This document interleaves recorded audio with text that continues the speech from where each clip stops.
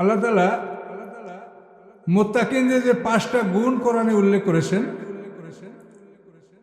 আল্লাযীনা ইউমিনুনা বিল গায়ব ওয়া ইউকিমুনাস সালাহ ওয়া মিম্মা রাযাকনাহুম ইউনফিকুন ওয়াল্লাযীনা ইউমিনুনা বিমা উনজিলা ইলাইকা ওয়া মা উনজিলা মিন ক্বাবলিক ওয়া বিল আখিরাতি হুম ইউকিনুন।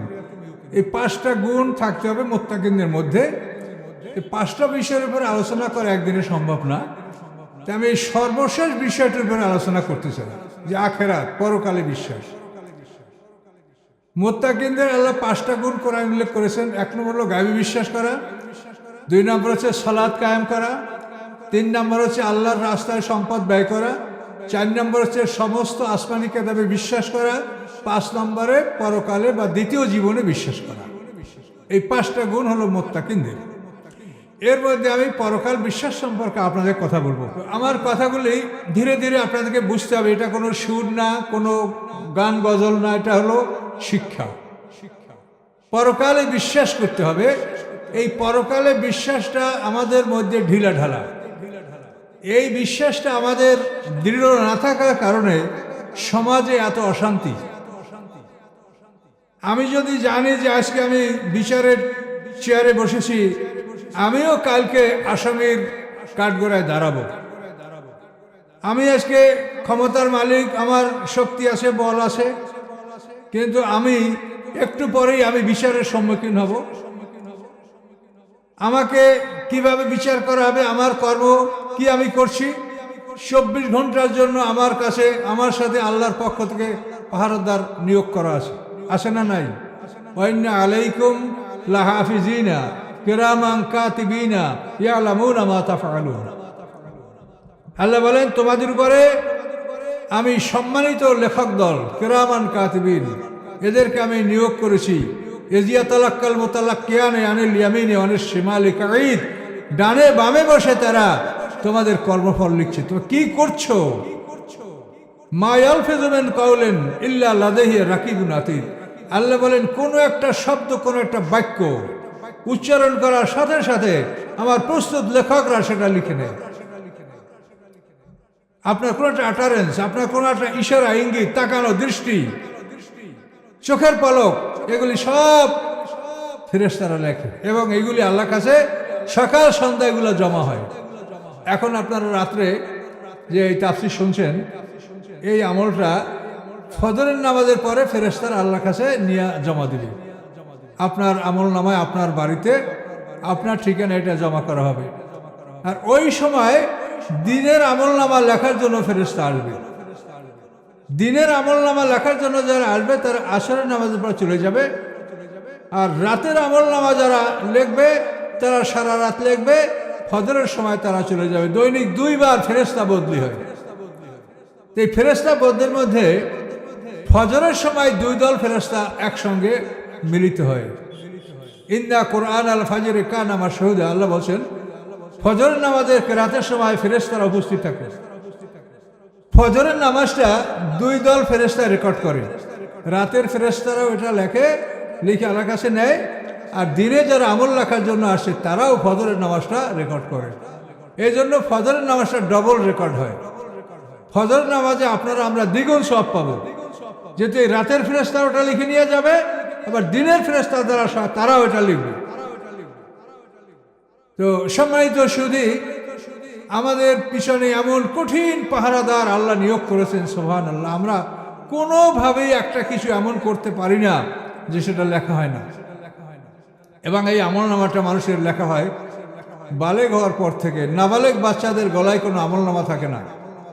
নাবালেগ বাচ্চারা কোরআন পড়ে, হাফেজ হয়, নামাজ রোজা রাখে, এই সওয়াবটা আল্লাহ তাআলা তার বাপ মায়ের আমলে ফেরেশতাদেরকে লিখতে আদেশ দেন। নাবালেগ বাচ্চাদের গলায় কোনো আমলনামা থাকে না। বালেগ হওয়ার সাথে সাথে তাদের গলায় আমলনামা লটকানো হয়। তো মানুষের জীবনের এই অবস্থাগুলি আমরা আসলে জানি না। আমরা ওয়াজ শুনি, কি ওয়াজ শুনি সেটা আমরা জানি, আমিও শুনি, দূর থেকে খালি সুর শুনতে পাচ্ছি, ভালো সুর, কিন্তু কি বলছে বুঝি না। এই অধিকাংশ ওয়াজি সমাজে হলো সুর শোনা, কিন্তু জ্ঞানের কথা সমাজে খুব কম। এজন্য আমরা আল্লাহর কাছে আমাদের জবাবদিহিতা করতে হবে। কোনো মানুষ সুর করে কোনো ক্লাসের ছাত্রকে পড়ায় না, পড়ায় বলেন? স্কুল, কলেজ, ইউনিভার্সিটি কোনো শিক্ষক ছাত্রদেরকে সুর করে পড়ায়? কাজে এটা তাফসির ক্লাস, এখানে তো সুর করার বিষয় না। এখানে আপনাকে কথাটা বুঝে বলতে হবে।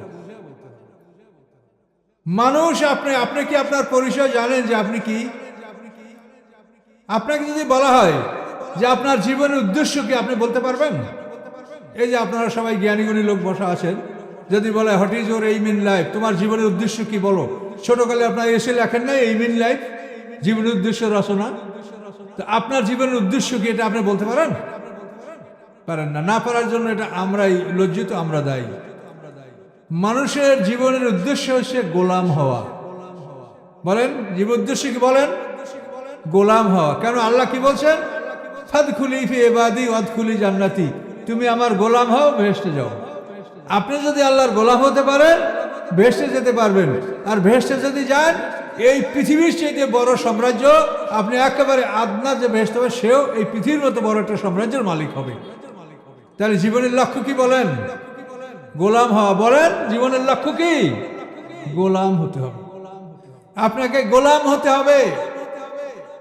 শুনেন, আমার আলোচনা আপনার তাফসিরে মানে ইউটিউবে দেখবেন, হাজার হাজার আলোচনা আছে। আমেরিকার থেকে একজন ব্যারিস্টার কেঁদে জার্জার হয়ে গেছেন, আমাকে বলে যে আমি ব্যারিস্টার হলাম না কেন, আমি গোলাম হতে পারি নাই, আমি ব্যারিস্টার হলাম কেন?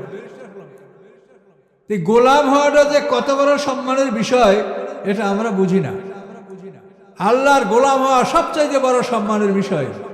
আমাদের রাসূল পৃথিবীর শ্রেষ্ঠ মানুষ, তার পরিচয় কি? আশহাদু আন্না মুহাম্মাদান আবদুহু ওয়া রাসূলুহু। আবদুহু মানে কি? আল্লাহর গোলাম।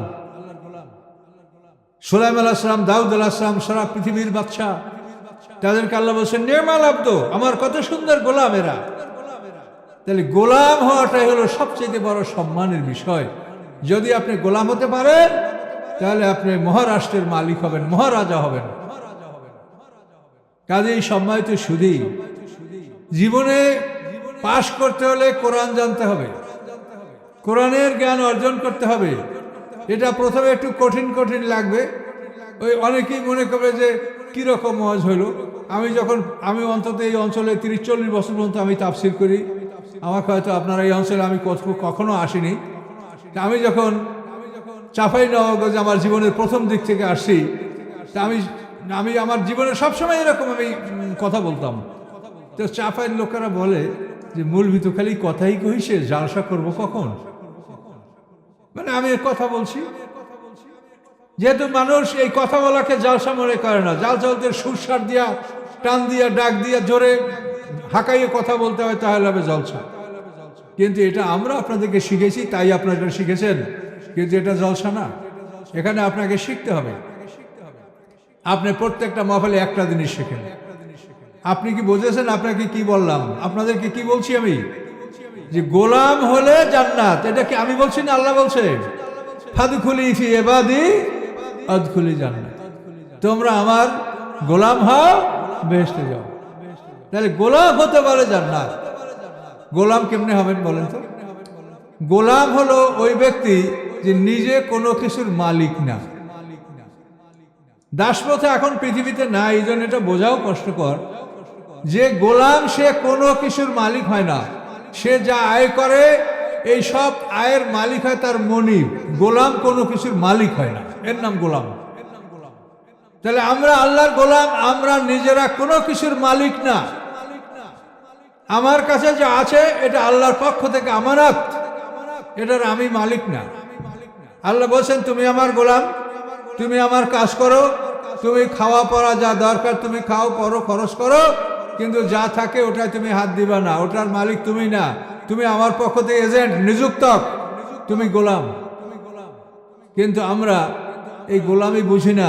পৃথিবীতে আমি যতটা জানি, আমার এলাকার সমস্ত ধনী লোকেরা হজে যাওয়ার আগে ভালো ভালো জমিগুলো ছেলেদের নামে লিখে দিয়ে তারপর হজে যায়। কথা বলতে পারছেন? নিজে মালিকানা করে। নিজের মেয়ে আছে, ছেলে নাই।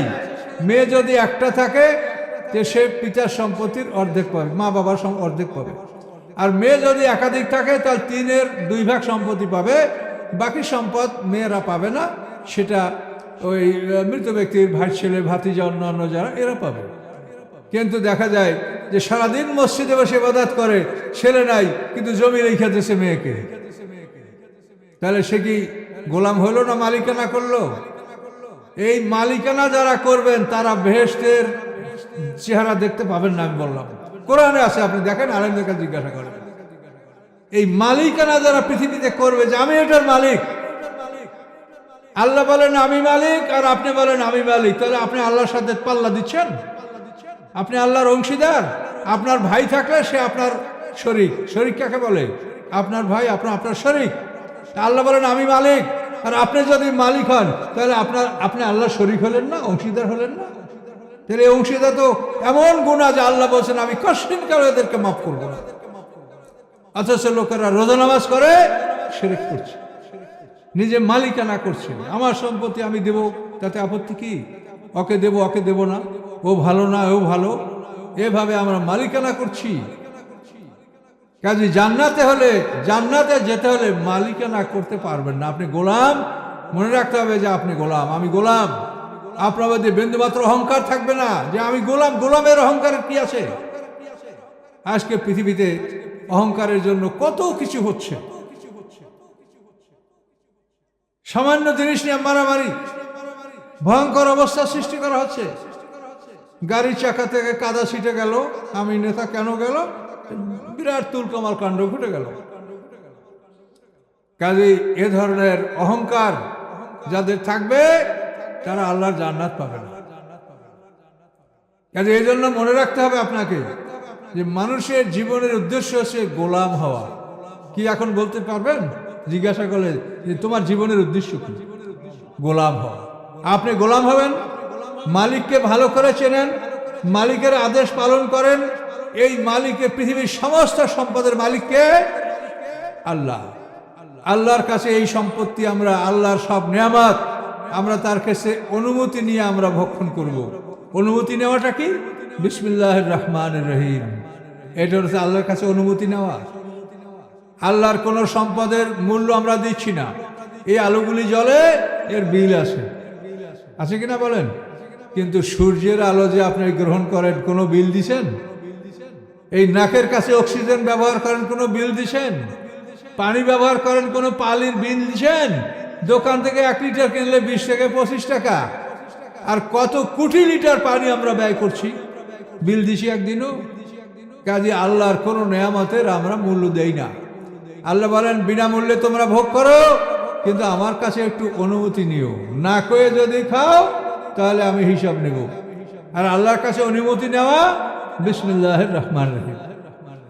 মালিকের কাছে অনুমতি নিতে হবে। যেমন আমার সভাপতি সাহেব দূরে থাকেন, এখন ওনার যেটা ফলের বাগান থাকে, তো উনি বলবেন যে ওটা তোমরা খাও, কিন্তু আমার কাছে বলিয়া খাবে। এখন আপনাদের মালিক তো ঢাকা থাকে, আমরা কেমন করে বলবো? তো এখন যে সৎ মানুষ বা পরহেজগার মানুষ খাবে না, মালিক ঢাকা, আমি কেমন করে বলবো তাকে? তে তো বলছে যে তোমরা খাবে, কিন্তু আমার কাছে অনুমতি নিয়ে খাবে। আপনি পরহেজগার মানুষ এটা খেতে পারবেন না, যে না মালিক নাই কেমন করে খাবো? কিন্তু আল্লাহ বলেন আমি তোমার এমন মালিক যে আমি তোমার গলার কাছে অবস্থান করছি, আমি তোমার গলার প্রধান রগের চাইতেও কাছে আছি। কাজে আমাকে বলার জন্য তোমাকে কোথাও দূরে যেতে হবে না, তুমি আমাকে বলো। এবং বলার সিস্টেম হলো বিসমিল্লাহির রহমানির রহিম। এটা বললেই মালিক বলেন আমি শুনতে পাবো, আমার কাছে বলে তুমি আমার সব নিয়ামত ভক্ষণ করো। শোনেন, তাফসীর একদিনে কিছু করা যায় না। আমি আপনাদেরকে আবারও বলছি, এই আধুনিক যুগে আপনার ইউটিউবে আমার তাফসীর মোজাম্মেল হক বরিশাল দিয়ে সাবধান দেখবেন, হাজার হাজার আলোচনা, পুরো কোরআন শরীফটা আমার ইউটিউবে, অবশ্য পুরো দেওয়া হয় নাই, কিন্তু অধিকাংশটাই দেওয়া হয়ে গেছে, একেবারে ধারাবাহিক কোরআন শরীফ। এর বাইরে আমি কোনো কথা কখনো বলি না। ইনশাল্লাহ আপনারা হয়তো নূতন যারা আমার 10-20টা তাফসীর শুনছে তারা জানবে যে আমি কখনোই কোরআনের বাইরে কোনো কথা আমি বলি না। ইনশাল্লাহ আমি বলতে পারি না। তো আমি আপনাদেরকে বলছি যে মুত্তাকিনদের 5টা গুণ, তার মধ্যে শেষ গুণ যেটা, শেষ বৈশিষ্ট্য যেটা, আবেল আখিরাতুম ইয়াকুন, এটার উপরে কথা বলবো। সম্মানিত সুধী, আমাদের 2টা জীবন, এই একটা জীবন আছে, আর সামনে আখেরাতে আমাদের আর একটা জীবন। মানে কথায় ধাক্কা খাচ্ছি কেন জানেন? যে কথাগুলো বলতে গেলে যে ভাবে বলতে হয় সেভাবে তো একদিনের তাফসিরে বলা যায় না। আপনারা আসতে বিলম্ব করেছেন, অনেক সময় পার হয়ে গেছে। প্রত্যেকটা মানুষের দুইটা জীবন, দুইটা মরণ, দুইটা বরজাক, দুইটা জন্ম প্রত্যেকটা মানুষের। মানুষ প্রথম পিতার পিঠ থেকে জন্মগ্রহণ করেছে। আদম আলাইহিস সালামের পিঠে মশা দিয়ে আমাদেরকে সবাইকে বের করেছেন। আদমের পিঠ থেকে তার সন্তান, তার সন্তান থেকে তার সন্তান, এভাবে সমস্ত মানুষ আমরা প্রথমে পিতার পিঠ থেকে জন্মগ্রহণ করছি। আপনারা যারা সন্তানের পিতা, আপনাদের পিঠে আল্লাহর হাত স্পর্শ করেছে। প্রত্যেকটা মানুষকে তার পিতার পিঠ থেকে আল্লাহ বের করে সাক্ষী গ্রহণ করেছেন, আলাস্তু বিরাব্বিকুম। প্রথম জন্ম হলো পিতার পিঠ থেকে, দ্বিতীয় জন্ম হচ্ছে মায়ের পেট থেকে। পৃথিবীতে আমরা কিভাবে মানুষ জন্মগ্রহণ করে সবাই বোঝেন। পিতার পৃষ্ঠ থেকে মায়ের পৃষ্ঠে যায় পিতার স্পার্ম, এবং মায়ের ওভামকে কামড়ে ধরে, তখন মা গর্ভবতী হয়। তাহলে প্রথম জন্ম পিতার পিঠ থেকে, দ্বিতীয় জন্ম মায়ের পেট থেকে। আল্লাহকে আমি সাক্ষী দিয়েছি, আলাস্তু বিরাব্বিকুম ক্বালু বালা। এই সাক্ষী দেওয়ার পরে আমরা এখন দুনিয়াতে আসি। মাঝখানে কত গ্যাপ বলেন তো? হাজার হাজার বছর গ্যাপ। এইটাকে বলে বরজাক বা পর্দার আড়ালের জগৎ। এই গ্যাপ পার হয়ে আমরা এখন জীবন নিয়ে দুনিয়াতে আসি। এটা আমাদের প্রথম জীবন, আর এই জীবনের সামনে আমাদের মরণ আছে। এইটা হলো দ্বিতীয় মরণ। আর প্রথম মরণ হলো আল্লাহকে দেখে সাক্ষী দিয়েছি, আমাদেরকে আল্লাহ মৃত্যু দিয়েছেন। মৃত্যুর পরে পর্দার আড়ালে জগতে ছিলাম। তো ওইটা হচ্ছে প্রথম মরণ, আর এখন আমাদের সামনে হলো দ্বিতীয় মরণ। দেখেন, কোরআন পড়েন, সূরা বাকারা 28 নম্বর আয়াত দেখেন, কাইফা তাকফুরুনা বিল্লাহি ওয়া কুনতুম আমওয়াতা। কিভাবে তোমরা কুফরি করছো? তোমরা ছিলে মৃত, আমরা মরা ছিলাম। ফাহইয়াকুম, তোমাদেরকে আল্লাহ জীবন দান করেছেন। সুম্মা ইউমীতুকুম, এরপর তোমাদেরকে মৃত্যু দিবেন। এই যে আমাদের সামনে মৃত্যু। সুম্মা ইউহয়িকুম, মৃত্যুর পরে তোমাদেরকে আল্লাহ জীবিত করবেন। সুম্মা ইলাইহি তুরজাউন, জীবিত করার পরে তোমাদেরকে আল্লাহর দিকে ফিরিয়ে নেওয়া হবে বিচারের জন্য। এই হলো একটা মানুষের জীবন। দুইটা মরণ, দুইটা জীবন, দুইটা পর্যায়, দুইটা জন্ম। এখন আমাদের এই জীবনটা তো দেখছেন, সামনে একটা মৃত্যু আছে। এই একটা মৃত্যু, একটা জীবন, আর পিছনে একটা মরণ গেছে। এই মরণের পরে হাসর, এই যে মাঝখানের সময়, এটাকে বলে বরজাক, পর্দার আড়ালের জগৎ। এই বরজাক পার হওয়ার পরে হাসরের ময়দানে আমরা ইসরাফিলের সিংহার ফুৎকারে জীবিত হব, আল্লাহর কাছে হিসাবের জন্য মাঠে উপস্থিত হব। যেটা আমরা সূরা ফাতিহায় বলি, মালিক ইয়াউমিদ্দিন। আল্লাহ তাআলা বিচার দিনের মালিক, প্রতিদান দিবসের মালিক। সেদিন আল্লাহ আমাদের প্রতিদান দিবেন, কর্মফল আল্লাহ তাআলা সেদিন আমাদেরকে বুঝিয়ে দিবেন।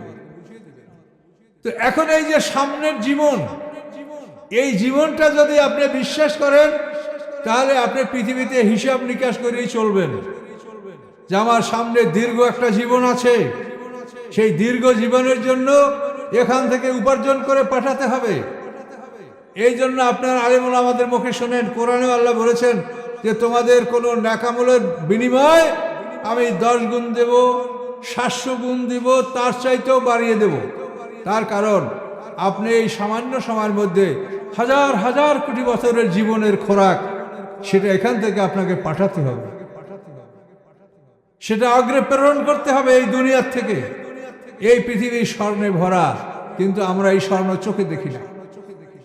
এই পৃথিবীটা স্বর্ণে ভরা, এখান থেকে স্বর্ণ পাঠাবেন, আপনার জন্য সোনার বাড়ি তৈরি হবে।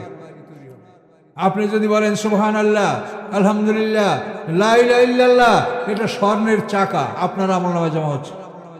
আপনি যদি সূরা ফাতিহা একবার পড়েন, 1000 স্বর্ণ মুদ্রা আপনার আমলনামায় জমা হবে। এই পৃথিবীর থেকে আপনি স্বর্ণ পাঠাবেন, ফেরেশতারা নিয়ে যাবে। কোনো কোরিয়ারে পাঠানো লাগবে না, পোস্ট অফিসেও না। ফেরেশতারা বসা আছে, আপনি বলেন, ফেরেশতারা লিখবে, আল্লাহর কাছে ফজরের সময় তারা জমা দিয়ে দেবে। সারাদিন যা করবেন, আসরের পরে আল্লাহর কাছে ফেরেশতারা গিয়ে এটা জমা দিয়ে দেবে। এই পৃথিবীতে স্বর্ণে ভরা, এই পৃথিবীর থেকে স্বর্ণ আপনি পরকালের জন্য পাঠান, আপনার জন্য সোনার বাড়ি হবে। আর দোজকের আসবাবও এখান থেকে পাঠাতে হবে। যদি কেউ দোজকে যেতে চায়, তো দোজকের জ্বালানি এটা এখান থেকে পাঠাতে হবে। আপনি গান বাজনা জারি যাত্রা সিনেমা ভিসিআর জেনা ইফটিজিং এইসব আপনি করবেন, জুলুম অত্যাচার, আপনার জাহান্নামে এগুলো জমা হইয়া দোজক জ্বালানোর জন্য জাহান্নামের ফুয়েল, জাহান্নামের জ্বালানি এটা তৈরি হবে। এই পৃথিবীর থেকে আপনি যা পাঠাবেন সেটার দ্বারা আপনার দোজকের জ্বালানি তৈরি হবে। তাহলে দোজক জ্বালানোর জন্য আল্লাহ তাআলা নিজের পক্ষ থেকে কিছু ওখানে বানায় রাখেন নাই। এই জন্য আল্লাহ বলেন অমানবে জল্লামের লিল আবিদ, আল্লাহ বলেন আমি বান্দার উপরে বিন্দুমাত্র জুলুম আমি করি না, করব না। আপনি যা পাঠাবেন আপনার জন্য, আপনার বাড়িতে আপনার নামে নেম প্লেট করা বাড়ি, সেই দোজকে আপনার আমল দ্বারা আপনার যে শাস্তি হতে পারে সেই শাস্তি আপনার দোজকে তৈরি করে রাখা হয়েছে। আপনি দোজকে যাবেন, ওই শাস্তি ভোগ করা শেষ হলে অটোমেটিক আপনার দোজক নিভে যাবে। তেল না থাকলে জ্বলবে না, জ্বালানি না থাকলে জ্বলবে না। কাজে এইভাবে যখন একজন মানুষের শাস্তির বিচার সমাপ্ত হবে তখন শাফাতের মাধ্যমে আল্লাহ তাআলা দোজক থেকে তাকে বের করে জান্নাতে প্রবেশ অধিকার দিবেন। এভাবে দোজক থেকে 3টা স্তরে শাফাতের মাধ্যমে দোজক থেকে লোক বের করে জান্নাতে নেওয়া হবে। বলুন সুবহানাল্লাহ। কথাগুলো বোঝেন না? কষ্ট হয় বুঝতে আপনাদের? তো এই পৃথিবীর থেকে আপনাকে সব পাঠাতে হবে। সকাল বৈকাল ফেরেশতারা কি নিয়ে যাচ্ছে আল্লাহর কাছে? আপনাদের আমলটাই তো নিয়ে যাচ্ছে। প্রত্যেকটা মানুষের নামে জান্নাত জাহান্নামের 2টা বাড়ি রেকর্ড করা আছে। আপনার বাড়িতে আপনার জান্নাতের জন্য আপনি কি কি পাঠাচ্ছেন, ওই আপনার আমল অনুযায়ী জান্নাতের আপনারা ফলের গাছ, ফুলের গাছ, সেখানে মধুর নহর, দুধের নহর, আপনার আমল দ্বারা আপনার জান্নাতে তৈরি হবে। আর যদি আপনার ডান দিকের আমল ভারী হয়, জান্নাতে যাবেন, আপনার যা পাওনা তা পাবেন এবং আল্লাহর পক্ষ থেকে অফুরন্ত নেয়ামত পাবেন, অতিরিক্ত আল্লাহ আপনাকে দান করবেন। সম্মানিত সুধী, এই বিষয়গুলি আমরা বুঝি না, আমরা জানি না। আমরা মনে করছি এই পৃথিবীতে আমাকে সব অর্জন করতে হবে, অথচ এই পৃথিবী একেবারে ধোঁকা। এখানে আপনার কিছুই না, এই জায়গাটা মানুষের জন্য কিছুই না। এটা আপনাকে কি করে বুঝাবো? আপনারা আবারও বলছি যে এগুলো দেখেন, আমার ইউটিউবে আলোচনা বুঝতে পারবেন। আল্লাহর সৃষ্টি 3 প্রকার: ক্ষণস্থায়ী, দীর্ঘস্থায়ী, চিরস্থায়ী। ক্ষণস্থায়ী হলো কুন ফায়াকুন, আল্লাহ বলেন হও, হয়ে গেল। এই যে আপনার চোখের সামনে ছোটখাটো প্রাণী, এগুলা কুন ফায়াকুন, আল্লাহ বলছেন হও, হয়ে যায়। এরা ক্ষণস্থায়ী। এই পৃথিবীতে কিছুদিনের জন্য তাদের হায়াত, এরপর মওয়াত, পৃথিবী তাদের শেষ। এরা ক্ষণস্থায়ী। কিন্তু যারা সৃষ্টি হয়েছে তারা সবাই হাসরের ময়দানে উঠবে। মশা, মাছি, গাড়ি, মানে গরু, ঘোড়া, ছাগল, ভেড়া, হাসরের ময়দানে সব উঠবে, কেউ ওঠা বাকি থাকবে না। কিন্তু পশুদের হালকা বিচারের পরে তাদেরকে মাটিতে পরিণত করা হবে, আর মানুষের বিচার হবে কঠিন বিচার। পশুদের বিচারটা কিরকম হবে? বিচার কোন পয়েন্টে হবে? বিচারের পয়েন্ট হলো জুলুম। জুলুম কে করেছে, এই জুলুমের প্রতিশোধ আল্লাহ নেবেন, জুলুমের বিচার আল্লাহ করবেন। একটা ছাগলের গায়ে শক্তি বেশি, দুর্বল ছাগল তাকে গুতাইছে। একটা সবল হরিণ দুর্বল হরিণকে গুতাইছে। একটা সবল মহিষ দুর্বল মহিষকে গুতিয়েছে। একটা সিংহলা গরু মেরা গরুকে গুতিয়েছে। এইভাবে কে কার উপরে জুলুম করেছে? এই সমস্ত প্রাণী যারা পৃথিবীতে আছে সবাই হাসর হবে, হাসরে সবাই উঠবে। মানুষের বিচারের আগে পশুর বিচার হবে। যে গরুর শিং ছিল দুনিয়াতে, বোসা গরুকে গুতাইছে, হাসরের ময়দানে শিংওয়ালা গরুকে আল্লাহ বোসা বানাবে আর বোসা গরুকে শিং দিবে, আর বলবে যে তোকে এতটা গুতো মেরেছে, তুই মার। এই মেরে প্রতিশোধ নেওয়া হবে। এরপরে আল্লাহ বলবেন কুনি তুরাবা। যখন আল্লাহ তাদেরকে মাটি হতে বলবেন, ওই আকুলুল কাফেরু ইয়া লাইতানি কুনতু তুরাবা, তখন কাফেররা বলবে আফসোস, আমরাও যদি আজকে মাটি হয়ে যেতে পারতাম, কিন্তু আমরা মাটি হব না। তো সম্মানিত শুধু হাসরের ময়দানে হাসর হবে সকল প্রাণীর, কিন্তু অন্যান্য প্রাণীর জন্য জান্নাত জাহান্নাম নাই। তাদের বিচার হলো জুলুমের বিচার, সমপরিমাণ প্রতিশোধ নেওয়ার পরে তাদেরকে মাটিতে পরিণত করা হবে। আর মানুষের বিচার হবে ভয়ঙ্কর। পাশ করলে জান্নাত, ফেল করলে জাহান্নাম, এবং অনন্তকাল মানুষ সেখানে থাকবে। জান্নাতে যারা যাবে তারাও অনন্তকাল, জাহান্নামে যারা যাবে তারাও অনন্তকাল। এবং যাদের ন্যাকামল আছে বদামল আছে, দুটোটা আমল যাদের আছে তারা বদামলের শাস্তি ভোগ শেষ হওয়ার পরে শাফাতের মাধ্যমে তারা দোজখ থেকে বের হয়ে জান্নাতে যাবে। কথা বুঝতে পারছেন? এগুলো জীবনের হিসাব, এগুলো আপনাকে জানতে হবে যে আপনি মানুষ, আপনার সামনে কি অবস্থাগুলি হবে এগুলি আপনাকে জানতে হবে। এই জানার জন্য আল কোরআন তাফসীর মাহফিলে টেবিলে একটা কোরআন রাখবেন। তো সম্মানিত সুধী, আমি আপনাদেরকে প্রতিশ্রুতি দিয়েছিলাম যে আমি পরকাল সম্পর্কে কথা বলবো। তো পরকাল ব্যাপারটা খুবই ভয়ঙ্কর ব্যাপার। আল্লাহ যেই দিনে বিচারটা করবেন সেই বিচারের দিনটা আল্লাহ কোরআন পাকে বলেছেন মেকদারু খামসিন আলফাসানা। আল্লাহ বলেন যে পরকালের এই যে বিচারের দিনটা, এই দিনটা 50,000 বছরের সমান একটা দিন। বিচার করে তিলে তিলে বিচার করবেন। এখন আপনাদের মনে নানা প্রশ্ন আসতে পারে যে বিচার আল্লাহ কেন করবে? বিচার না করলে হয় না? বিচার করবে কেন সেটা আপনি বোঝেন। বিচার করা হবে এই জন্য যে চাকুরি নিয়ে যদি চাকুরি না করে তাহলে আপনারাও বলবেন যে শাস্তি দেওয়া দরকার। দায়িত্ব নিয়ে যদি দায়িত্ব পালন না করে তা আপনারাও তাকে শাস্তি দিবেন। আপনারা এই মাইকলাকে দায়িত্ব দিয়েছেন যে অমুক দিন আমাদের মাহফিল, এই দায়িত্ব তুমি পালন করবা। আজকে যদি ওই মাইকলা সঠিক মাইক সরবরাহ না করে তা আপনারা তাকে শাস্তি দিবেন কিনা? কেন? সে দায়িত্ব নিয়েছে তো করবে না কেন? করতে হবে। তো আমাদের শাস্তির কারণ হলো যে আমরা দায়িত্ব নিয়েছি। কি দায়িত্ব নিয়েছি? আল্লাহ বলেন ইন্না আরাদনাল আমানাতা আলাস সামাওয়াতি ওয়াল আরদি ওয়াল জিবাল। আল্লাহ বলেন আমানাত, এই আসমানি কিতাব, এই আমানাত আমি আকাশ পৃথিবী পাহাড়ের সামনে পেশ করেছিলাম। সূরা আহজাবের মধ্যে দেখা, আকাশ পৃথিবী পাহাড়ের কাছে এই আসমানি কিতাব আমানাত আল্লাহ তাআলা পেশ করেছে, এই আমানত তোমরা গ্রহণ করো। তারা ভয় পেয়ে গেছে, না আমরা এটা বহন করতে পারবো না। তখন আল্লাহ তাআলা আদম সৃষ্টি করেছেন। আদম সৃষ্টি করার পর যখন আদমকে বলেছেন তখন আদম ও হামাল আল ইনসান, আদম এই আমানত গ্রহণ করেছেন। আদম এই আমানতকে গ্রহণ করেছেন। এখন এই আদম আর আমরাও আদম সন্তান। এখন এই চাকুরি আমরা নিয়েছি। চাকুরিটা কি? পৃথিবীতে খেলাফতের দায়িত্ব পালন করতে হবে, সেবামূলক কাজ করতে হবে। চাকুরি আমাদের সেবা। ইন্নী জাইলুন ফিল আরদে খলিফা, জানেন না? পৃথিবীতে আমি খলিফা বানাবো, আমার প্রতিনিধি দ্বারা পৃথিবীতে সেবামূলক কাজ, সেবা করবে। মানুষের প্রধান কাজ হলো সেবা করা। দেখেন নির্বাচন আসলে আপনাদের কাছে প্রার্থীরা আসে, সে কি বলে যে আমারে ভোট দেন, আমার টাকা পয়সার অভাব, আমি নির্বাচিত হইলে কিছু চুরি মারা করে আমি কিছু দালান কোঠা বাড়ি ঘর করবো, এটা কি বলে? কি বলে? যে আমি সেবা করব। আপনার কালভার্ট নাই, আপনার রাস্তা নাই, আপনার ব্রিজ নাই, আপনার এটা নাই ওটা নাই, এগুলো আমি সব করব, পানির ব্যবস্থা করব। এই সেবামূলক কাজের প্রতিশ্রুতি দেয় কিনা বলেন? তাহলে আসলে মানুষের কাজই হলো সেবা করা। আর এই সেবার জন্য মানুষ সৃষ্টি করেছেন, সেবা করতে হবে। এখন আপনি বলবেন যে সেবা করব আমরা, তাহলে আমাদের তো আর রোজা নামাজ করার জন্য এত আমাদের ঝুঁকি কি আছে? এই যে আমানত দেখেন, আমানত, এই আমানত আল্লাহ আকাশ পৃথিবী পাহাড়ের কাছে উপস্থাপন করেছে। তারা বলছে যেটা আমি পারবো না, আমরা এটা পারবো না, আমরা ভয় পেয়ে তারা অস্বীকার করছে। এনাদ না, সার্কাসি না,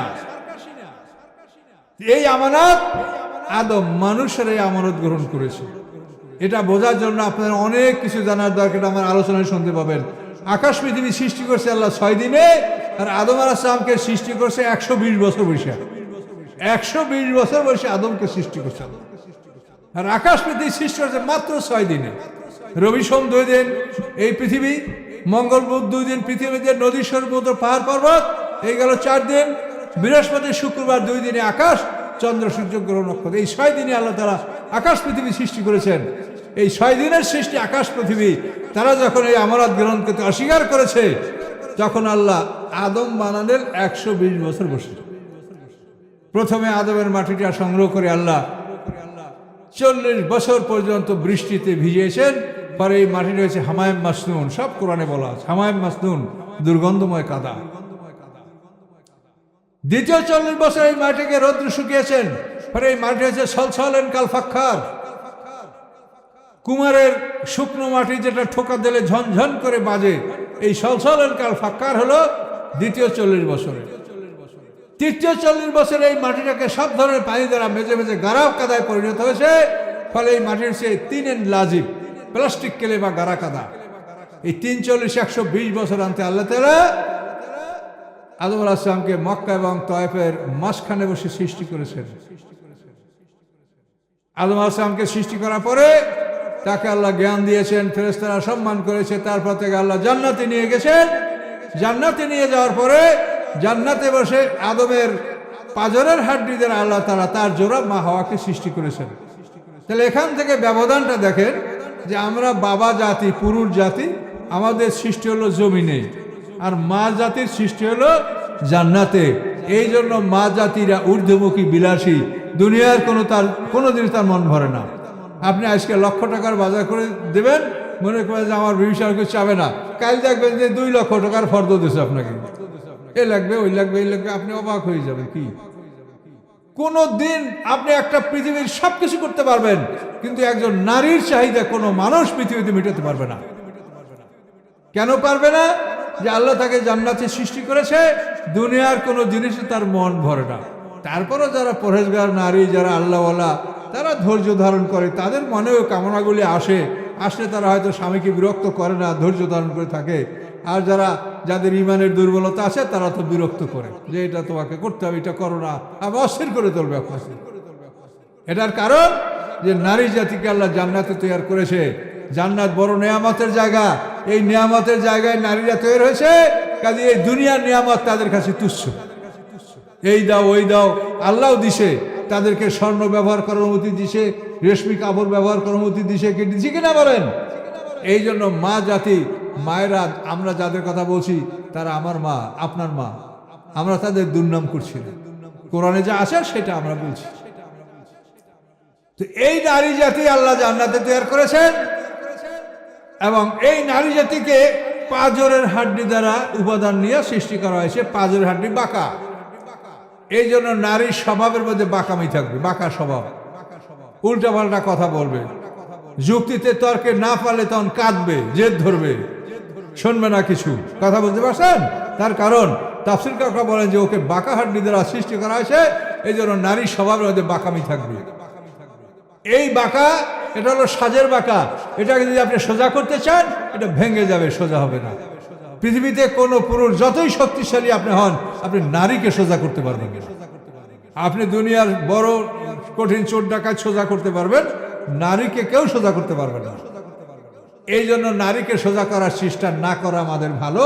আপনি যেটা জানিয়ে রাখেন যে এরা সোজা হবে না, অযথাই অশান্তি সৃষ্টি করে লাভ নাই। চুপ করে থাকেন, যা পারেন শোনেন, হু হু করেন, সময়টা পার করে দেন, বাস, এছাড়া কোনো উপায় নেই। তবে আল্লাহ তাআলা এই যে সৃষ্টির রহস্যটা, এটা তাফসীরকাররা এটার ব্যাখ্যা দিয়েছেন। তারা বলেছেন যে নারীকে যেমন বাঁকা হাড্ডি দ্বারা সৃষ্টি করা হয়েছে, তেমন তাকে এই হৃদয়ের কাছ থেকে হাড্ডিটা নাও, এই হৃদয়টা এখানে। কাজেই তুমি নারীকে সোজা করার চেষ্টা না করে তুমি তাকে হৃদয়ের কাছে স্থান দাও, তাহলে সব সমস্যার সমাধান হয়ে যাবে। সকলে বলুন সুবহানাল্লাহ। কাজেই নারীকে আপনি সোজা করার চেষ্টা না করে হৃদয়ের কাছে স্থান দেন, সব সমস্যার সমাধান হয়ে যাবে, এতে কোনো সন্দেহ নাই। সম্মানিত সুধী, আদম আলাইহিস সালামকে আল্লাহ সৃষ্টি করার জন্য সারা পৃথিবীর পৃষ্ঠদেশ থেকে মাটি নিয়েছেন, ওই মাটির সাথে আমাদের মাটিও নিয়েছেন। আমরাও মাটি তৈরি, আমাদের মাটিটা আদমের মধ্যে আল্লাহ তাআলা একসঙ্গে নিয়ে নিয়েছেন।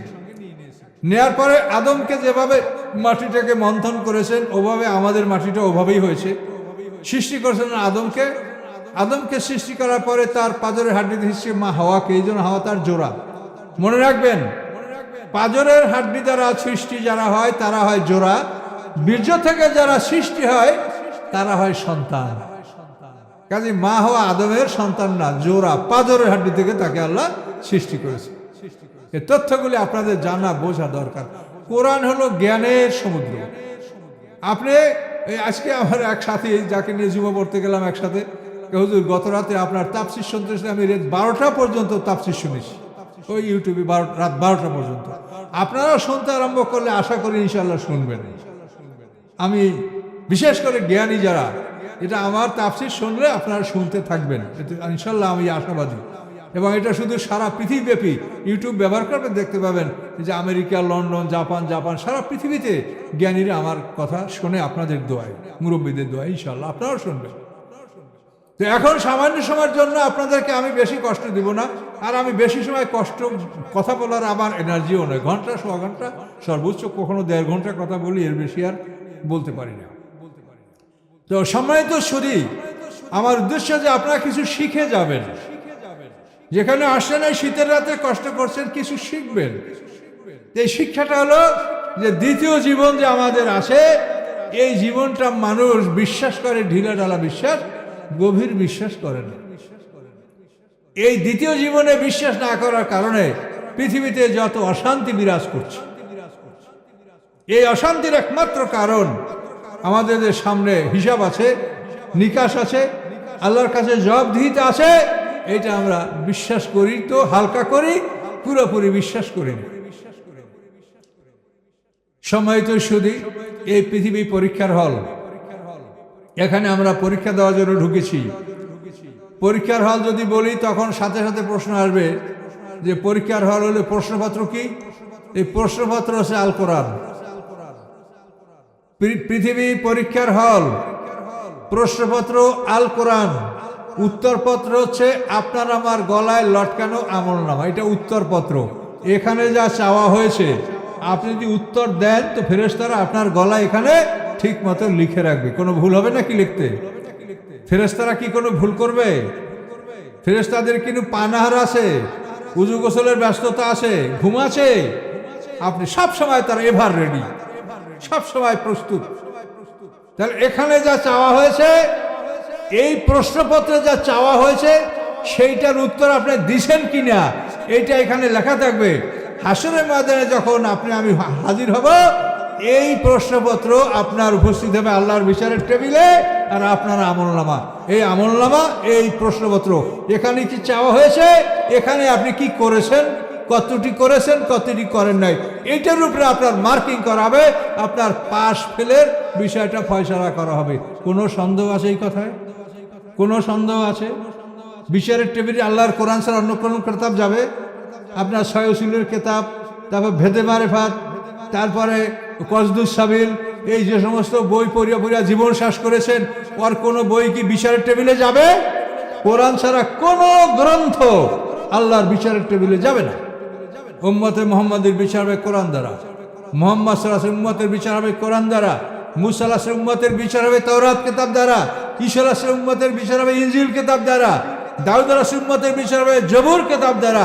এইভাবে প্রত্যেক নবী এবং তার কিতাব এবং তার উম্মত, এভাবে বিচার। কোনো সন্দেহ আছে?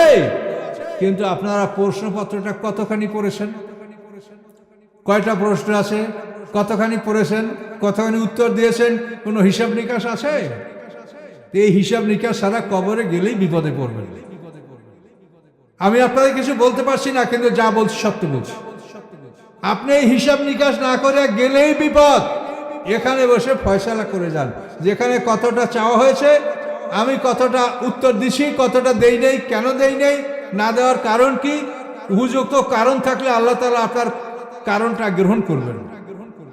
উপযুক্ত কারণে যদি আপনি একটা আমল করতে না পারেন, সেটা আল্লাহ আপনাকে ক্ষমা করবে। কিন্তু যেগুলি সম্ভব সেগুলি আপনি যদি না করেন, তাহলে তো আপনি ক্ষমা পাবেন না। পাবেন? কাজে এই জন্য আপনাদেরকে এই কোরআনের তাফসীর শুনতে হবে, কোরআন শিখতে হবে, কোরআন বুঝতে হবে। কোরআন আপনার প্রশ্নপত্র। হাসরের ময়দানে যখন আমরা উঠবো, প্রত্যেকটা মানুষের ঘরে আমলনামা লটকানো থাকবে। আমলনামার হেডলাইন হচ্ছে আমরা উম্মতে মুহাম্মাদি, আমাদের আমলনামার হেডলাইন হচ্ছে লা ইলাহা ইল্লাল্লাহু মুহাম্মাদুর রাসূলুল্লাহ। তো এই আমলনামার হেডলাইন দেখে ফেরেশতারা চিনতে পারবে যারা মুহাম্মাদের উম্মত।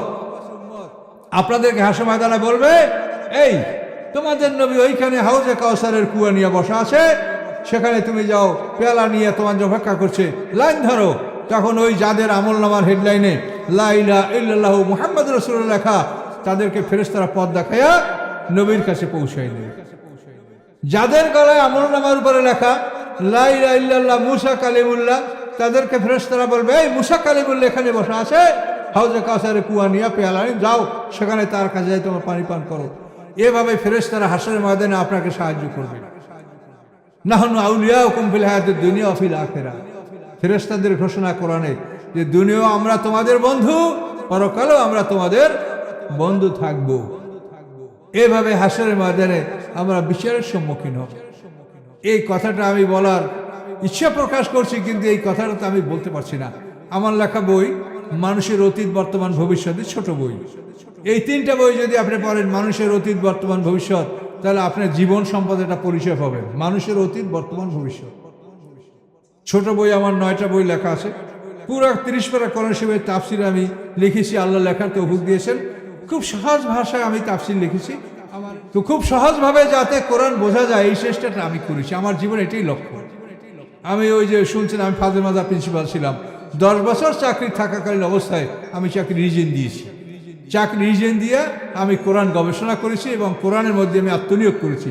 ফলে আল্লাহ তাআলা আমার প্রতি সামান্য দয়া করেছেন, যার ফলে আমি খুব অল্প সময়ের মধ্যে 30 পারা কোরআন তাফসীর লিখতে সক্ষম হয়েছি। আল্লাহ এই তৌফিক আমাকে দিয়েছেন।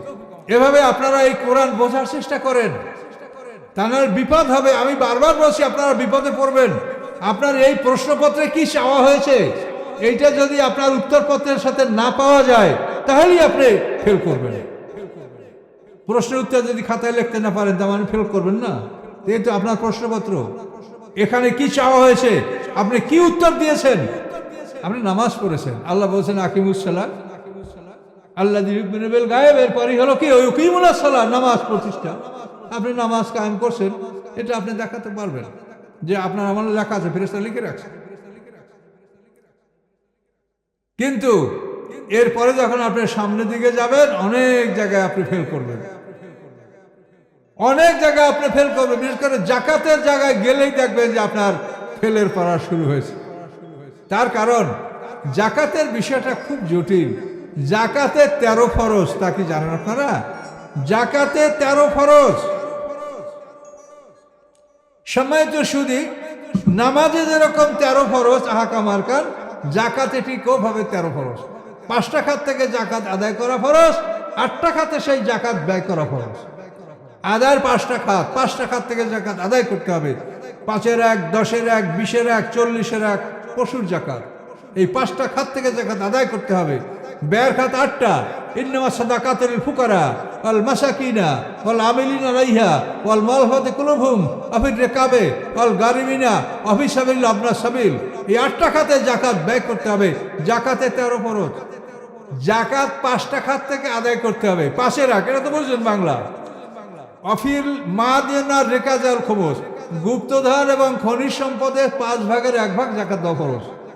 এখন দেখেন আমাদের বাংলাদেশে যে খনিজ সম্পদ, তেল, গ্যাস, কয়লা, অন্যান্য যে খনিজ সম্পদগুলি আছে, এগুলির 5 ভাগের 1 ভাগ জাকাত দেওয়া ফরজ। বাংলাদেশে প্রতিদিন হাজার হাজার কোটি টাকার গ্যাস বিক্রি হয় কিনা বলেন? এই গ্যাস বিক্রির টাকার 5 ভাগের 1 ভাগ জাকাত ফান্ডে জমা দেওয়া ফরজ। এটা হলো 5-এর 1। এটা সরকারের উপরে দায়িত্ব। সম্পদ আপনাদের সবাই, এটা পাবলিক প্রপার্টি। খনিজ সম্পদের আপনারা সবাই মালিক, কিন্তু সবাই তো আর মালিকানা করতে পারে না। একটা গাড়িতে 10 জন ড্রাইভার থাকলে একজনই তো গাড়ি চালায়। 10 জন মাঝি থাকলে সবাই তো আর মাঝি হয় না, একজন হয়।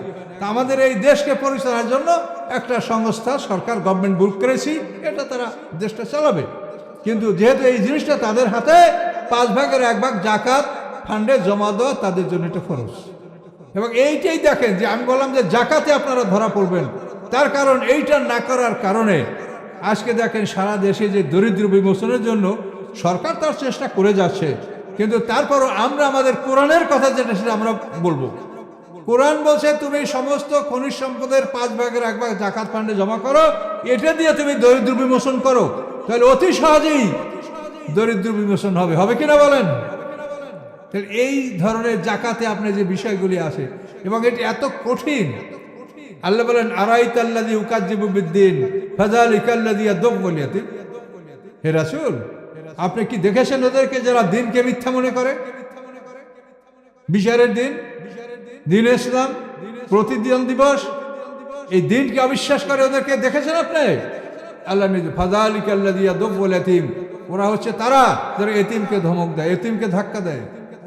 এখন এতিমকে ধমক না দিয়ে তো আমরা পারি না। ধমক না দিলে এমন অবস্থা ঘটাবে যে আপনার সব কিছু খাইয়ে ফেলবে, তারপরও দেখবেন যে সবাই খালি আসতেছে। আপনি যদি এতিম মিসকিনকে খাদ্য দান করেন আর বাধা না দেন, তো বাংলাদেশের সব এতিম মিসকিন আপনার বাড়ি জমা হবে কিনা বলেন? তাহলে আপনারা কি করবেন?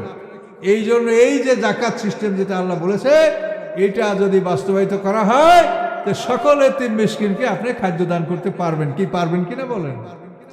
এই জন্য বলছি যে নামাজে তো অনেকখানি আগেই আমরা যাব, জাকাতে গেলেই ফেল।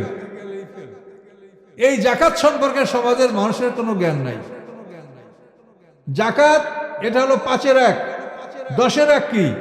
10-এর 1 হলো ফসলের জাকাত।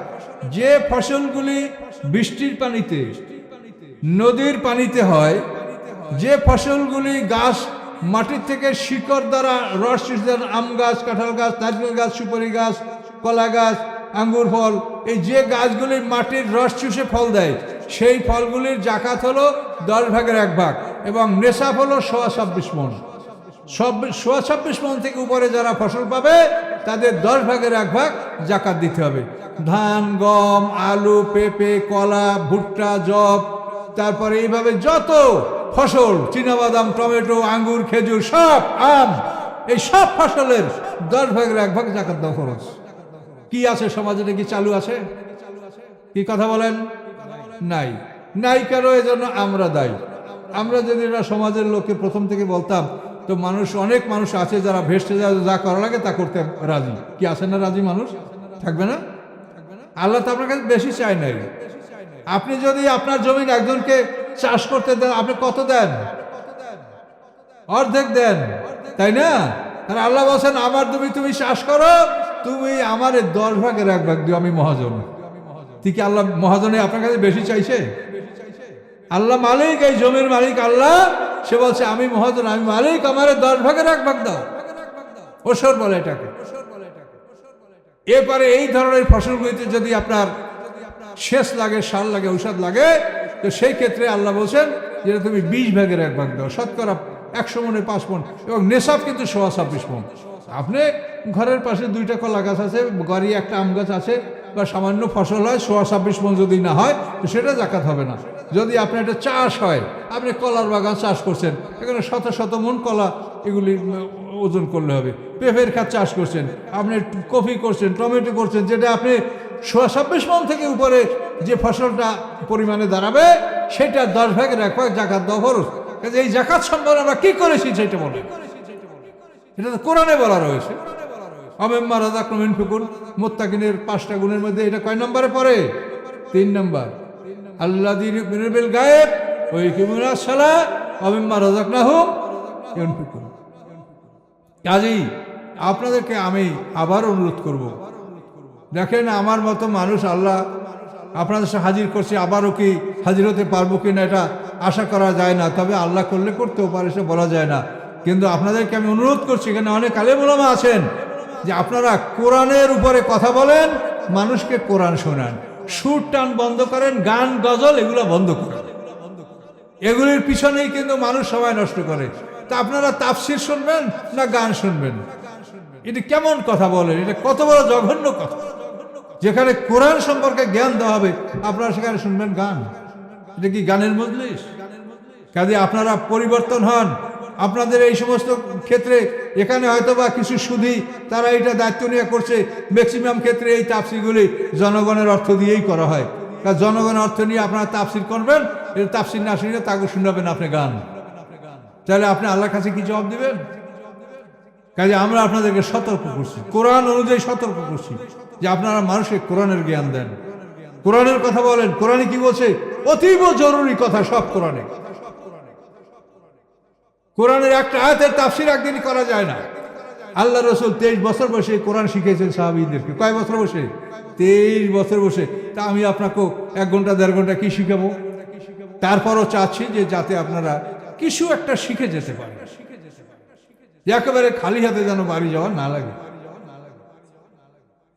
জাকাত ব্যয়ের 8টা খাত, কিন্তু সে 8টা খাতের লোক আপনি যদি না পান, 1টা 2টা খাত যা পান তাতেই দেন।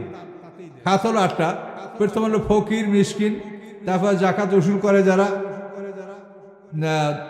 ফুকারাল আমিল মুআল্লাফাতে কুলুবুহুম, মানুষের অন্তর ঝুঁকানোর জন্য। এই যে ইহুদি খ্রিস্টানরা সারা দেশে যে মিশনারি সিস্টেমে গির্জা করে করে সেখানে যে তারা নিম্ন শ্রেণীর দুর্বল লোকদেরকে খ্রিস্টান বানাচ্ছে, দেখেন না? এইটা হলো মুআল্লাফাতে কুলুবুহুম, মানুষের অন্তরকে ঝুঁকানোর জন্য।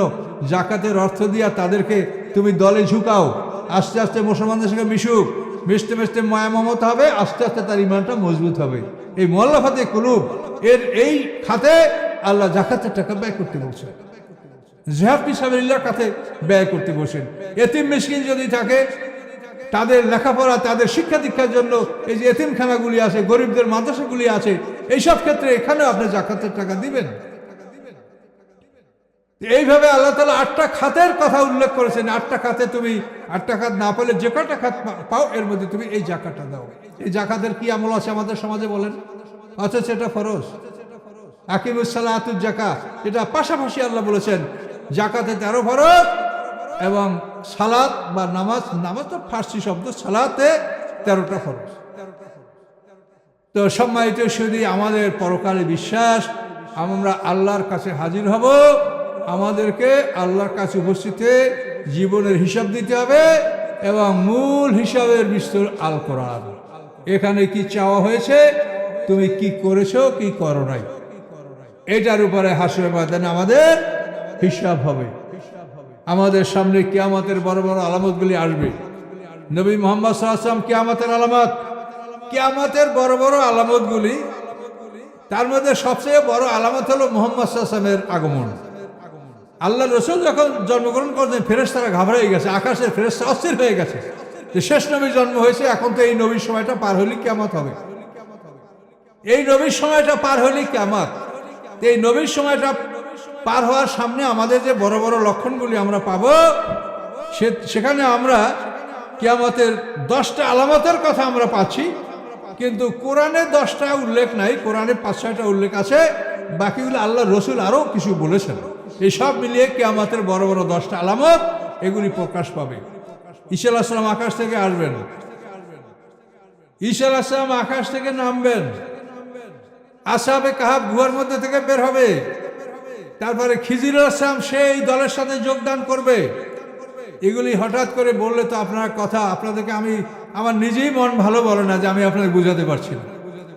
বিষয়টা হলো পৃথিবীর অধিকাংশ লোক কোনোদিন মোমেন হবে না, এটা আল্লাহ গ্যারান্টি দিয়া বলছেন। পৃথিবীর অধিকাংশ লোক কোনোদিন মোমেন হবে না। তাহলে অধিকাংশ লোক যদি মোমেন না হয়, তাহলে আল্লাহর দিনটা কিভাবে কায়েম হবে? এই যারা গণতন্ত্রের ভিত্তিতে নির্বাচন করে দিন কায়েম করতে চান, তাদের মাথায় একটু জ্ঞানের অভাব আছে। যেহেতু গণতন্ত্রের মানে হলো মেজরিটি মাস্ট বি গ্রান্টেড, গণতন্ত্রের মাধ্যমে কোনোদিন দিন কায়েম হবে না। কারণ আল্লাহ বলছেন ওমা আকসারুন নাসি আলা হারাস্তা বিল মুমিনিন, হে রাসূল আপনি যত কামনা করেন পৃথিবীর অধিকাংশ মানুষ মুমিন হবে না। সাওয়াউন আলাইহিম আনজারতুম আম লাম তুনজিরুম লা ইয়াকুন, বলছে সূরা বাকারায়, সমান তাদেরকে ভয় দেখান আর না দেখান ঈমান আনবে না। পৃথিবীর অধিকাংশ লোক ঈমান আনবে না, তাহলে গণতন্ত্র ভিত্তিতে কোনোদিন দিন কায়েম হবে না। তো হবে কিভাবে? আল্লাহ বলছেন কাম্মান ফিয়াতান কালিলাতান গালাবাত ফিয়াতান কাসীরাতাম বিইজনিল্লাহ, পৃথিবীতে বহু বহু ছোট ছোট দল বড় দলের উপরে জয়যুক্ত হয়েছে। যেমন দাউদ আলাইহিস সালাম জালুত বাদশার বিরুদ্ধে লড়াই করছে, সূরা বাকারায় কাহিনী আছে, কতলা দাউদ ও জালুতা, সেখানে 313 জন লোক ছিল দাউদ আলাইহিস সালামের এই বাহিনীর সাথে।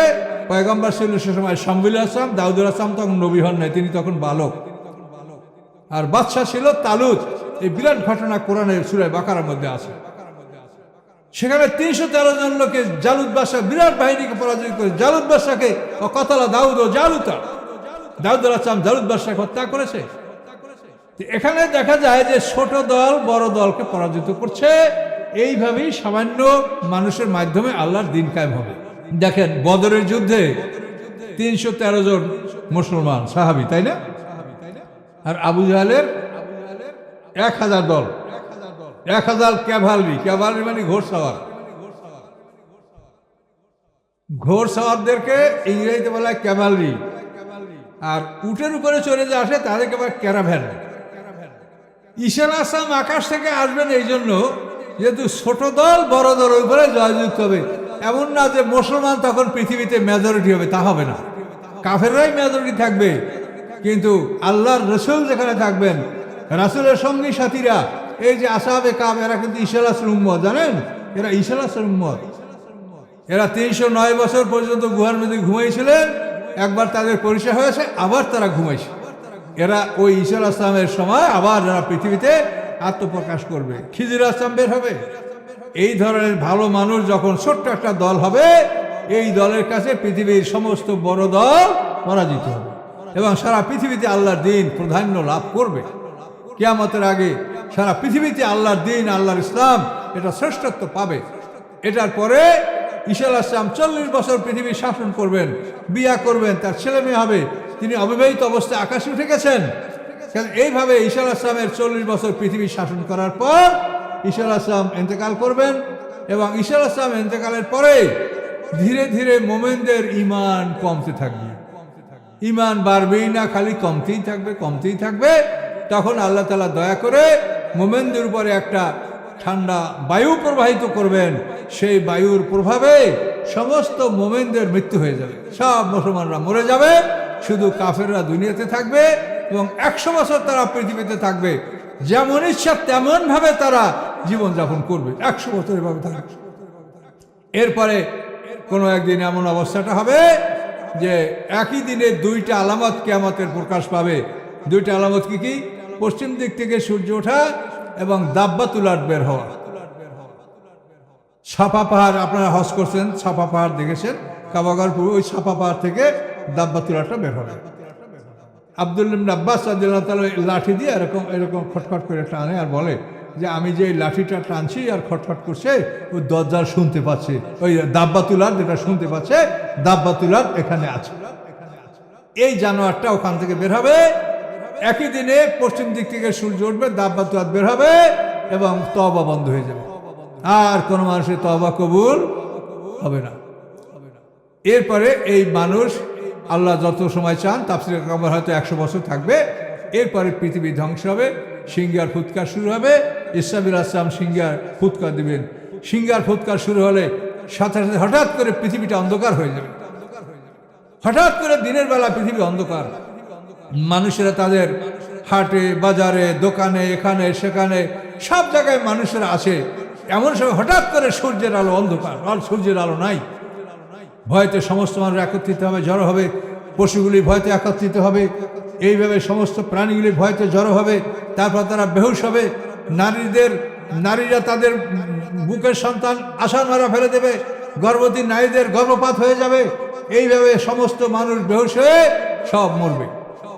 মরার পরেও থামবে না, মরার পরে তারা চূর্ণ বিচূর্ণ হবে। সিঙ্গার ফুৎকারটা 40 বছর স্থায়ী থাকবে। এই 40 বছরের মধ্যে সিঙ্গার ফুৎকারে পৃথিবীর সমস্ত বস্তু, পাহাড়গুলি তুলার মতো উঠতে থাকবে। চন্দ্রের আলো সূর্যের আলো থাকবে না, তারকাগুলি ঝরে পড়বে, আকাশ ফেটে যাবে। এইভাবে ভয়ঙ্কর দৃশ্যগুলি, পাহাড়গুলি ভীষণ শব্দ করে পৃথিবীর উপরে দরাস দরাস করে উল্টে পড়বে। প্রথমে পাহাড়গুলি উল্টে পড়বে, তারপর সেগুলি ভেঙে গুঁড়া গুঁড়া হবে। সমুদ্রে আগুন ধরে যাবে। সিঙ্গার ফুৎকারে সমুদ্রে আগুন ধরে যাবে। বিজ্ঞানীরা এটা স্বীকার করেছেন যে পানি হচ্ছে হাইড্রোজেন এবং অক্সিজেন। কাজে হাইড্রোজেন নিজে জ্বলে, অক্সিজেন তাকে জ্বলতে সাহায্য করে। কাজে সমুদ্রে আগুন ধরে যাবে। ওয়াইজাল বাহরু সুজ্জিরাত, সমুদ্রে আগুন ধরে যাবে। এই ভয়ঙ্কর অবস্থার মধ্যে 40 বছর শেষ পর্যন্ত সিঙ্গার ফুৎকারে পানি, মাটি, আগুন, বাতাস, নদী, সমুদ্রের সব কিছু খালি ঘুরপাক খাবে, ঘুরপাক খাবে। 40 বছর পর্যন্ত এরকম ঘুরপাক খেতে থাকবে। কেন? এই সিঙ্গার ফুৎকারের 2টা কাজ হবে। 1 নম্বর কাজ হলো, যাদের দেহগুলি গোটা দেহ, সলিড দেহ, অনেক নবী রসুল, অনেক আলেম ওলামা হাফেজকারী যারা নেককার, তাদের দেহ গলে না, শহীদের দেহ নষ্ট হয় না, তারা পুরা সলিড দেহটা তাদের থাকে। এই দেহগুলি সিঙ্গার ফুৎকারে সব গুঁড়া গুঁড়া হয়ে যাবে, একটা দেহ আস্ত থাকবে না। গুঁড়া গুঁড়া হয়ে কি হবে? এই দেহের মধ্যে যত ফরেন বডি আছে সেগুলো বের হয়ে যাবে। ফরেন বডি আর অরিজিনাল বডি। অরিজিনাল বডি হলো মায়ের পেট থেকে আমরা যে কয় পাউন্ড ওজন নিয়ে দুনিয়াতে আসছি, এইটা হলো অরিজিনাল বডি। এরপরে দুনিয়াতে আমাদের যে দেহটা হয়েছে এটা সব ফরেন বডি। তো ইসরাফিলের সিঙ্গার ফুৎকারে শুধু অরিজিনাল বডিটা থাকবে, ফরেন বডি সব বাইর করে ফেলানো হবে। যত হাঁস মুরগি ছাগল গরু খেয়েছি আমরা, এগুলি সব বের করে আমাদের দেহ থেকে বের করে ছোট্ট ছোট্ট গরু হাঁস সব ছোট ছোট, অর্থাৎ মায়ের পেট থেকে যেরকম বের হয়েছে এরকম সমস্ত প্রাণী কামা বাদাকুম তাউদুন, প্রথমবার যেভাবে সৃষ্টি করা হয়েছে ওইভাবে সব ছোট্ট ছোট্ট আমরা হাসর ময়দানে উঠব। তো এইটা ছোট্ট করার জন্য আমাদেরকে ভেঙে গুঁড়া গুঁড়া করে ফেলানো হবে, আমাদের দেহ থেকে ফরেন বডি বের করা ফেলানো হবে, আমাদের দেহটাও চূর্ণ বিচূর্ণ করে ফেলানো হবে। এরপরে সব এরকম পানি মাটি আগুন বাতাস ঘুরপাক খাবে। এই ঘুরপাক খাওয়ার মধ্যে আমাদের দেহ ভেঙে ফরেন বডি বাইর করা হবে, এবং যাদের দেহ সারা পৃথিবীতে ছড়িয়ে আছে, বড় বড় মানুষ যারা পৃথিবীতে মহাসম্মানী মানুষ যারা, তাদেরকে হয়তো পোড়াইয়া তাদের চিতাভস্য বিমানে করে সারা পৃথিবীতে ছড়াই দেওয়া হয়। তাহলে এদেরকে ওই সিঙ্গার ফুৎকারে যখন পানি মাটি আগুন বাতাসে ঘুরপাক খাবে, তখন এই তাদের পদার্থগুলি পৃথিবীর কোথায় কোথায় আছে সেখান থেকে জড়ো হবে, জড়ো হয়ে তাদের মাটির দেহটা পদার্থের দেহটা তৈরি হবে ছোট্ট এবং উলঙ্গ। মায়ের পেট থেকে যেভাবে আমরা পড়েছি ওভাবে সবাই। যে সিঙ্গার ফুৎকারের দুইটা কাজ হবে, একটা হলো শরীর দেহ ভেঙে এর থেকে ফরেন বডি বের করা হবে, দ্বিতীয়ত যাদের দেহটা সারা পৃথিবীতে স্ক্যাটার্ড হয়ে আছে, বিক্ষিপ্ত হয়ে আছে, এদের দেহটাকে কালেক্ট করে আল্লাহ তাআলা এদের দেহটাকে একত্রিত করবেন, পদার্থের দেহটা একত্রিত করবেন। এই দুইটা কাজ হবে প্রথম সিঙ্গার ফুৎকারে। এই সিঙ্গার ফুৎকারটা 40 বছর স্থায়ী থাকবে। ইসরাফিল শুধু ফুঁক মারবে আর বাতাস বাইর হইতেই থাকবে 40 বছর পর্যন্ত। এই সিঙ্গার ফুৎকারে মানুষ যারা থাকবে তারা সব মরে যাবে, জিন জাতিরা মরবে, শয়তান গ্রুপ সব মরবে, আজাজিল মরবে। এই সিঙ্গার ফুৎকার শুরু হলে 40 বছর পর্যন্ত ফুৎকার চলবে, আর আজাজিল 40 বছর তার মৃত্যু হবে। 40 বছর পর্যন্ত ফেরেশতারা তাকে পিটাতে থাকবে, শাস্তি দিতে থাকবে, 40 বছর বসে সে মরবে। আজাজিল সাধারণ ফেরেশতারা মরবে সিঙ্গার ফুৎকারে, আল্লাহর আরশ বহনকারী ফেরেশতারা মরবে না, আর প্রধান 4 ফেরেশতা সিঙ্গার ফুৎকারে মরবে না, আর বাকি সবাই মরবে। সম্মানিত সুধী, এইভাবে সিঙ্গার ফুৎকারে এই ঘটনাগুলি ঘটবে।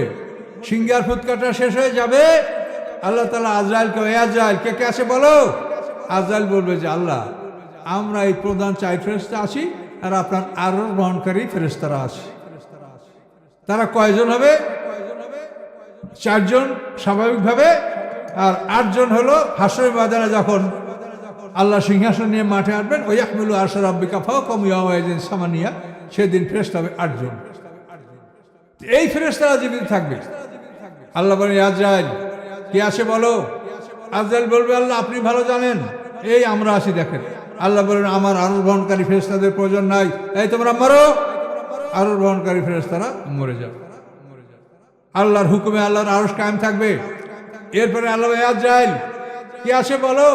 আজরাইল বলবেন যে আল্লাহ আপনি তো ভালো জানেন, এই আমরা 4 জন আছি। আল্লাহ বলেন, তোমাদের প্রয়োজন নাই, এই মেকাইল মরো।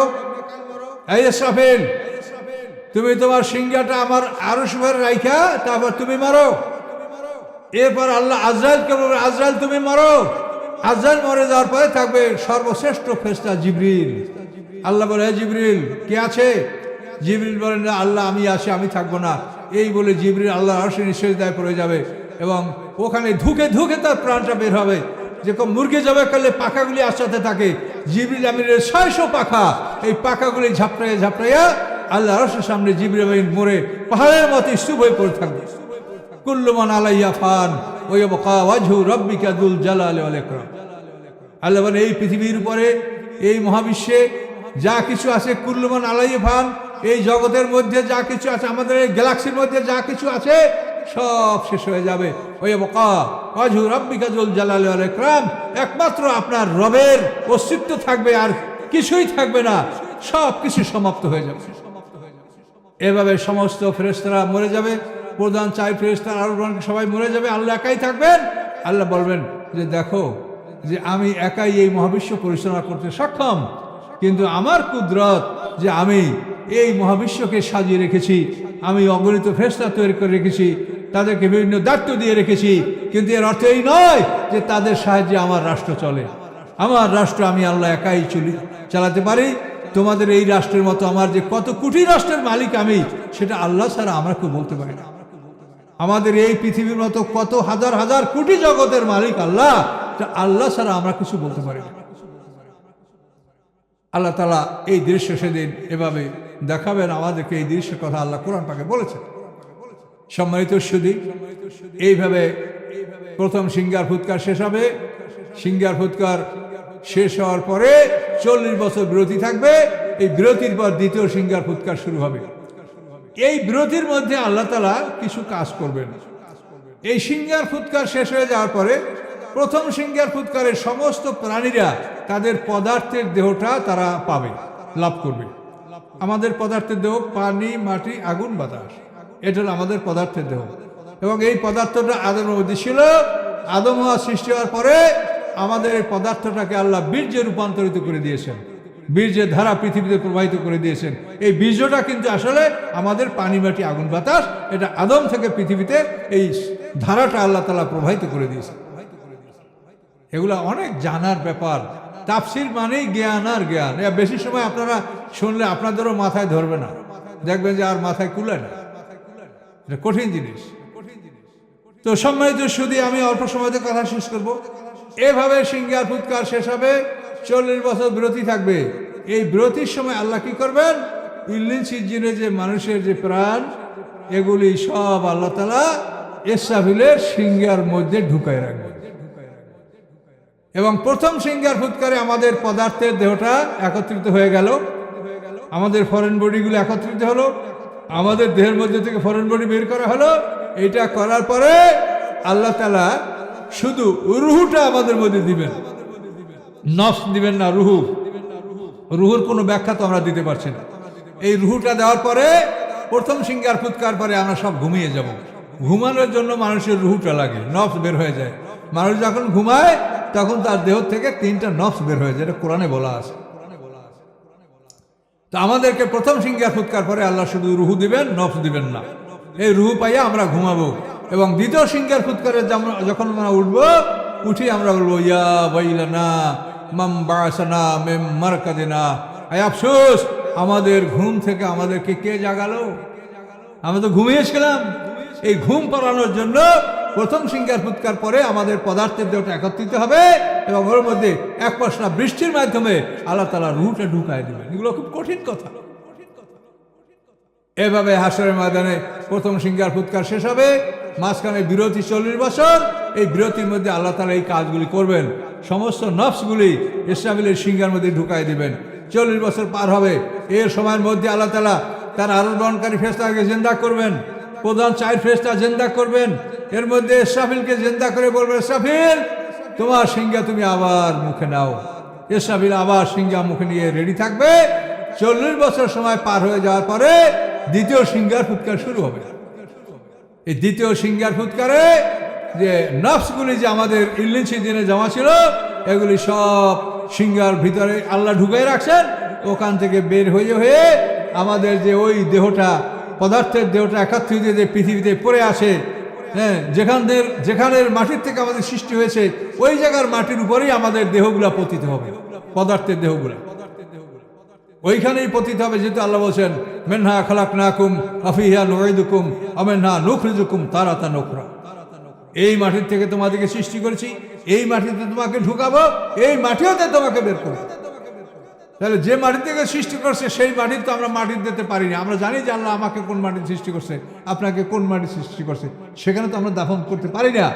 তো ইসরাফিলের সিঙ্গার ফুৎকারে আমাদের পদার্থ একত্রিত হয়ে যেখানের মাটির থেকে আমরা সৃষ্টি হয়েছি ওখানেই আমাদেরকে ফেলানো হবে।